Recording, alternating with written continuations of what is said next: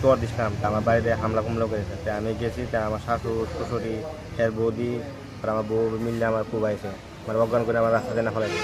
আমার হাতে 5,000 টাকা আসলো, আর আই কার্ড আসলো, ভোটের আই কার্ডটা আসলো, আধার কার্ডটা আসলো। আমার আধার কার্ডটা ফেলাই দিয়ে গেছে, মানে আর ওই প্যান কার্ডটা লয়ে রেখেছে।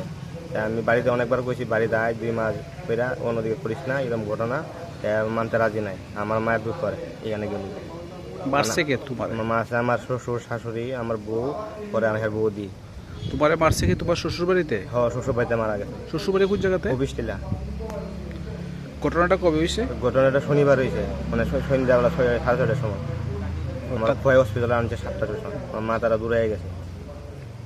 কয় হাসপাতালে ভর্তি আছিল? মানে আজকে ছুটি দিছে। এখন কি চাইতেছো তুমি? তখন আমি যারা কোর্টে বিচার চাই। মানে তোমার শ্বশুর শাশুড়ি এবং তোমার স্ত্রীর নামে তুমি মামলা করবা? মামলা করতে চাই, এরা জেলে কিছু শিক্ষা পাক, কিছু করতে না হেরার নামে। মানে এরকমটা করলো কেন? মানে আমার শাশুড়ি 2 মাস ধরে আয় না বাড়িতে।